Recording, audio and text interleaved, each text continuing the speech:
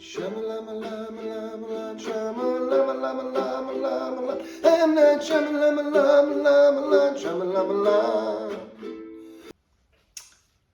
Hey everybody, it's 9/11 again. So it's been 1 year since I began this project. And although I didn't plan it this way, what was nice is that in the last year, I've taken you up to 2008, which was the year of the Lehman collapse. And if I once again try to describe my experience, it would be one of waking up. It would be one of becoming first consciously incompetent, that is, realizing that there was something that I didn't know, and then moving towards consciously competent. One of those items was 9/11, and one of those early consciously incompetent moments came when I had been looking at the 9/11 story from the, story presented to us by the 9/11 Commission, 15 guys in jets and some bad guys over in Afghanistan. And SGT at the sgtreport.com had been posting, stories about 9/11 and it being an inside job, and that there were things that we didn't know and information about it that we didn't have. I remember very clearly thinking to myself, don't let this be true. Because I was afraid of what the implications were. I was afraid of what it might mean if somehow something inside, something much more sinister, deeper, darker, had been happening. And I remember the first time I expressed that to someone, which was at church. And it sounded conspiratorial. But when I began looking at the architects and engineers for 9/11's evidence of a controlled demolition of, at the very least, Building 7, I couldn't deny the information being presented to me. I'm a reasonable enough person to look at this and say, yeah, that building is falling at free fall speed, and it shouldn't have.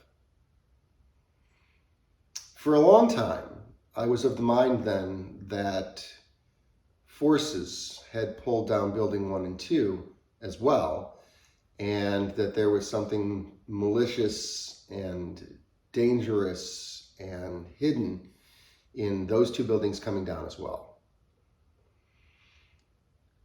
Because things take time to really kind of soak in, and it takes time to be presented with different ideas, it wasn't until years later that I came across the book 9/11, A Mass Ritual, which the foreword of which was written by Peter Levenda. And this book was hugely influential because it pointed to something, magical, that there was a ceremony going on, that there was a ritual going on that day. And so suddenly I saw this sinister force, if you will, acting on 9/11. And things became more complicated because this force was using technology that I really hadn't been exposed to. And that isn't to say that I didn't understand, somewhat what sympathetic magic was, or what voodoo was, or had a sense of why ESP or remote viewing might be real. I accepted that those were likely true and real phenomenon long ago. But that there were people doing things with a mathematical, because that's what 9/11 is, with a mathematical perfection, is one of the things that's so odd about 9/11 itself. And so one of the biggest turning points for me in becoming consciously incompetent about 9/11 was Tom DeLonge and Peter Levenda's book, Gods, where they point to William Dudley Pelley saying to a gentleman who is what's known as a British Israelite, which is a whole nother ball of wax, that the Jews would be defeated on September 17th, 2001. Now, neither Peter Levin nor I are expressing anti-Semitic information here. We are simply pointing to the fact that likely somewhere in the 1930s, this gentleman said, based on the mathematics of the pyramid, we will defeat some force, is a better way of putting it, on September 11th, 2001. Because being off by a week from the 1930s is just a bit much to say was by accident. Because then the question becomes, okay, if a force is defeated on that day, one, how? And probably more importantly, which force? Because the good guys to us may not be the good guys to someone else. And it all became quite tangled. And then Peter Levin has said the most interesting thing recently in a book called Dunwich, which I'm reading. It's book 2 in the 3-part, much like the rest of the 3-part series. And in the beginning of it, he equates that the Egyptians were algebraic while the Babylonians were geometric. What an odd thing to say. But what has become more and more revealed by the work of Tom DeLonge and these other authors and individuals who have been speaking on the subject is that what we are really dealing with in very many ways is just a machine, a mechanistic consciousness, if you will, that's oftentimes been equated with an uncompassionate, that is, they lack the ability to have compassion and love, insect, which is both difficult to believe and at the same time, what's happening around us feels very machine-like. And in fact, I would argue that one of the reasons that the Bible says that we will see 666, it says, watch for 666. Everybody's, this is the number for Nero. No. I mean, maybe, but yes, but that's not the point. The point is that we're dealing with a machine. And that machine was going to click a number. And that number would be apparent to a very broad number of people. That is to say, we would all see it. We would not all recognize it. And in mid-March, I want to say it was either the 13th or the 18th or somewhere in that period, I'll toss it up here if it's important, of 2009, the S&P 500 ticked 666 at the bottom of the Lehman and housing market crash. It's a sign of the beast, which is to say, the market is nothing more than an emotional machine that reflects us emotionally and what we find value in. And it's one of the reasons I know we're going to get rid of it, because it reflects the wrong things. We know we're much better than this. It wasn't until very much later that I looked at the concept of 9/11 from an esoteric standpoint, when it was pointed out in the ritual book that the 2 twin towers represented the twin pillars of Hermes outside the Temple of Solomon. And that what was done was that the twin towers and the Temple of Solomon were taken down. Tom DeLonge has this new album, and on it is not the Vitruvian man, but woman, called Vivian. And what we're going to discover is that there are 2 forces, and that there is a force which would be more best described as a feminine force, a creative force. And it's this shift that happened on 9/11. 9/11 was a mass awakening. It was an awakening that there was another force happening on Earth, that there were things occurring that very broadly no one knew was happening. But once you begin to orient this onto the idea of events occurring over very long periods, that there is a pattern, that there is, it's not even predictable. It's a machine. It's just how the machine's going to work. You can see these steps. And I think what Pelly was pointing to in the math of the pyramid was that perfection is only so perfect. And that there will be a moment where that perfection fails. And at that moment, we're going to see the greatest change in humanity.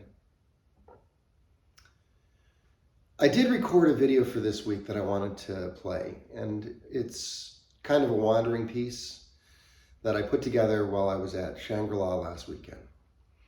And I'm going to release it right behind this because I think it's a good video, at least in terms of what it tells you. And I hope you enjoy it. And at the very beginning of it is an art project that I did. I came across just before I went a skull, a prop skull for Halloween. And a friend, thank you so much, Tiffany, brought all of the crafts needed. And I set it on the path at Shangri-La. And I said, make me beautiful. And so here's the art project that I did at Shangri-La with everyone else who stopped by and added to it. And it turned out beautiful. This is what I think of the death of war. I think it's ugly. But when we look at it, when we take a moment and we stop and we understand how beautiful our path has been and how much more beautiful our path will be going forward, we can open that portal to Shangri-La and we can create this beauty every day. Peace. I'm broadcasting today from the Shangri-La Music Festival at Harmony Park in just outside of Ellendale, Minnesota, and it happens every Labor Day weekend. And when I tell you the next part of the story, one of the things that I want to impart that's, I think, kind of critical to understand is, as truly dumb as I was, and as truly frightened, scared as I was, all of the things that I did, all of the things that happened, all of the struggles, if you will, that you're about to hear about, end up here. And they end up here because they were supposed to end up here. Because people who come to this music festival will say that when they leave, they have what's called a shangover. Hi guys, love you. Love you too, man. And that's the beautiful love that is Shangri-La. You make the most incredible friends. And it's such a judgment-free area. And not just judgment-free, but love and community and fellowship and music and jams. In September of 2008, I was sitting at my office desk and a broker that I had been trying to get sell some of my business called and said, "Hey Bob, I'm trying to sell your product, but your share price has just plummeted." Now, I said, you know, our share's up at 13 bucks. We've been there for 6, 8, 9 months. Of course, I apparently hadn't been paying much attention because in the last 2 or 3 months, the stock had dropped to about $6, the biggest drop happening, you know, right in this period. And I was stunned. I had no idea. Then Lehman collapsed. And then at the end of 2008, beginning of 2009, my company, Genworth Financial, announced that they were laying off, I want to say it was about 20% of the entire workforce in the company. And as an insurance company, they had, of course, illiquid assets and all sorts of nonsense. They looked at buying a bank in Maple Grove, Minnesota, so that they could so they could be a bank and qualify for TARP. They never did that. But these were the crazy, silly things that went on. In 2009, I was starting my annual marketing plan. I always did one. And this marketing plan involved setting up what I was going to do for the year, month by month. When was I going to do workshops? When was I doing trainings? Where was I going to be? My vacations. And I remember just sitting there with this, economic depression setting in, and thinking to myself, I don't know how you do this. I mean, one, how do I create a plan for a marketplace that I don't understand? I had no idea what was going on. And that was distressing because I'd worked with financial planners and brokers now for almost 6 years. And so it was, it was stunning that I had no idea that there was a housing bubble. And so what's important about this story to kind of take away from the big picture was, as I looked later and tried to understand what I'd been doing, what happened, where I'd been, people I'd known, the experiences I had. When the stock market finished crashing, when it went to its lowest, and most people don't know this, the S&P 500 in March of 2009 actually hit 666 as its low. And when that was occurring, I had been sitting in my basement and I asked myself, what the hell's going on?